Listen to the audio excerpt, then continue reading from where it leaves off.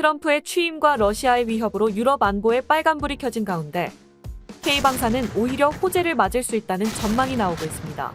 트럼프 이기는 주요 국가들의 자주 국방을 강조하고 있습니다. 자기 나라는 스스로 지키라는 말인데요. 특히 그는 나토 유럽 회원국을 향해 안보 무임승차라고 비판하며 방위비 지출 수준을 현행 GDP 대비 2%에서 5% 수준으로 끌어올리라고 요구했죠. I'm also going to ask all NATO nations to increase defense spending to 5% of GDP. 트럼프의 방위비 증액 압박에 유럽 국가들은 다급하게 회의를 열었는데요. 현지 시간 3일 벨기에 브뤼셀에서는 EU를 중심으로 27개국 정상들이 비공식 정상회의를 열었습니다. 이는 사실상 트럼프 대책회의와 마찬가지였는데요. EU 차원에서도 처음으로 국방 문제를 의제로 열린 회의였습니다. 회의에는 마르크 리터 나토 사무총장과 키어 스타머 영국 총리도 참석했습니다. 이 소식이 전해진 다음날 한국의 방산 종목 주가가 올랐는데요. 현대로템, LIG넥스원, 한화에어로스페이스 등 종목은 외국인 매수로 급등했죠. 자주 국방 압박을 받는 나토 회원국들은 K방산에 우호적입니다. 여기에 유럽은 러시아 우크라이나 전쟁 이후 방위력 강화의 필요성을 느끼고 있죠. 이들은 방산 수요가 높은 데다가 구매력도 갖춘 국가로 꼽힙니다.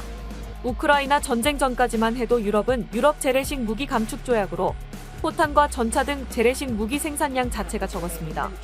그러나 전쟁 이후 우크라이나 지원으로 인해 유럽에서 막대한 양의 포탄이 유출됐는데요. 현재 유럽은 포탄과 전차는 물론 방어를 위한 방공체계 역시 부족한 상황이라고 알려졌습니다. 이런 상황이 K방산의 호재로 작용할 수 있는데요.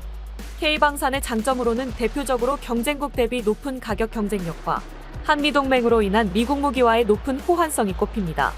또한 적기 생산과 납품 능력까지 갖춰 유럽 시장에는 매력적인 상품입니다.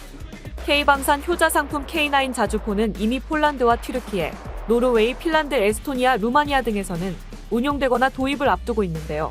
특히 폴란드는 K2 전차, FA-50 경공격기, 천무다연장 로켓 등을 대량 구매한 큰 손으로 꼽힙니다. 폴란드는 올해 GDP의 4.7%를 국방비에 사용할 계획으로 알려졌죠.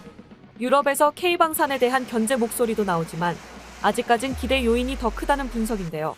유럽이 지난 수십 년간 재래식 무기 인프라를 축소하며 생산 능력이 떨어진 반면 K방산은 빠른 납기와 우수한 가성비 등 여러 강점으로 승부할 수 있기 때문입니다. 유럽을 넘어 미국 진출의 기회까지 넘볼 수 있는데요.